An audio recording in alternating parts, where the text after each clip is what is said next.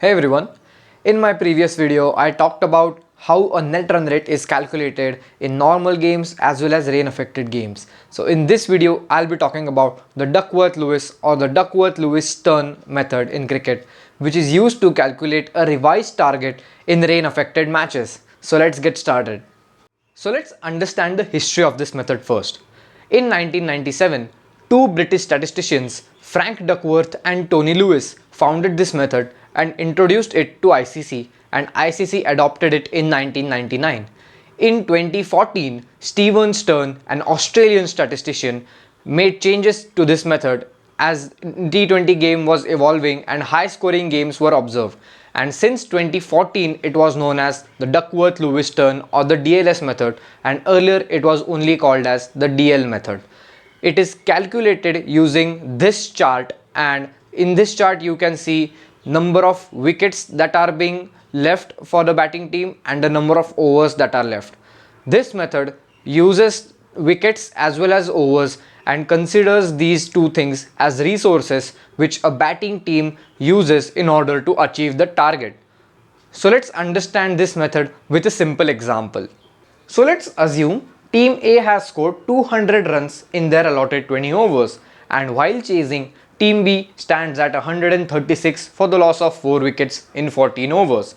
And after this point, it is impossible to have play as rain has affected the game.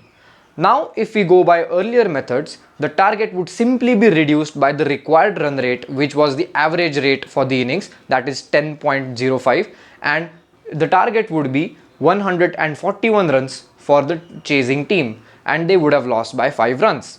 But using the DLS method, we avoid this scenario and we calculate a new target which considers the number of overs and the number of wickets left as well.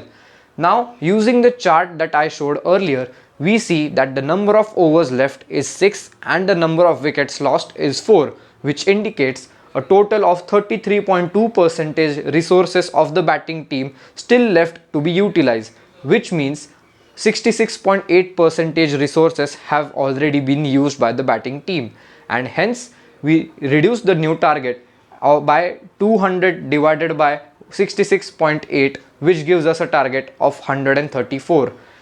That means Team B has won the game by 2 runs as they were ahead on the DLS target. Now if Team B would have lost 5 wickets instead of 4, their resources available would be 31.4%, and we would have taken 68.6% of 200, which would have given the target as 138, and now the chasing team would have lost the game by 2 runs. As you saw, this method does not only consider the number of overs remaining but also the wickets in hand and how a single wicket can change the target by 4 or 5 runs easily.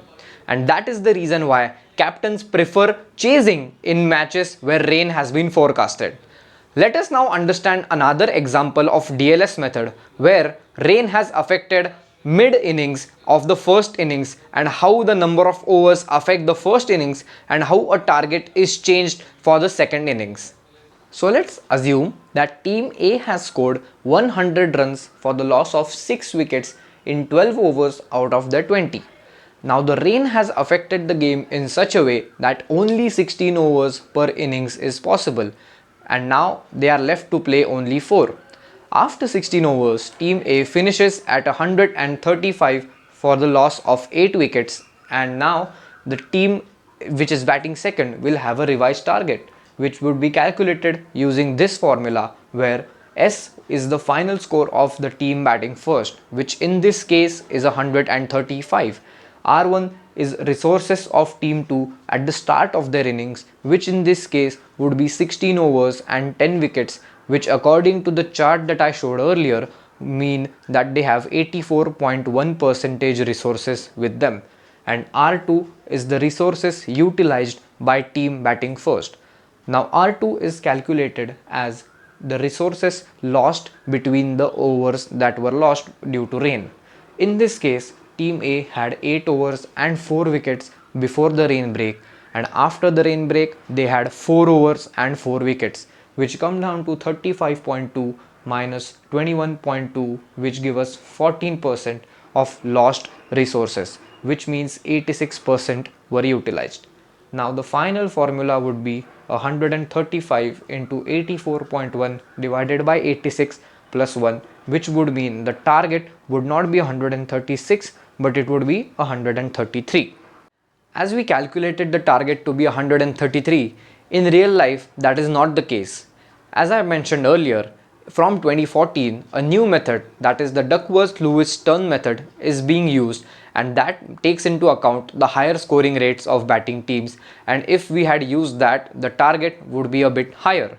Unfortunately, that method is not available to the general public and it is only available in software forms with ICC, and hence that method is not known to anyone other than ICC, and we can't calculate targets using that method.